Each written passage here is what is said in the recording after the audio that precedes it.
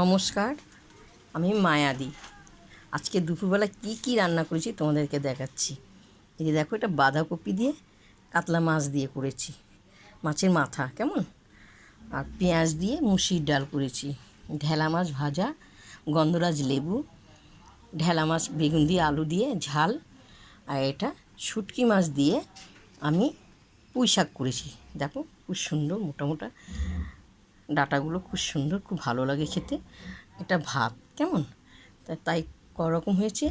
1 2 3, লেবুটা ধরছি, লেবুটা ডাল দিয়ে খেতে ভালো লাগে। 4 হলো, 5 6 কেমন, ভাত নিয়ে 7।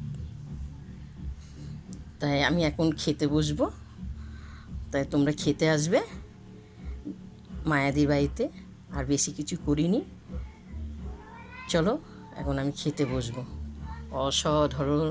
তোমাদের যদি ভালো লাগে রান্নার রেসিপিটা, তোমরা আমাকে লাইক দিও, শেয়ার করো, কমেন্ট করে জানাবে। এসো।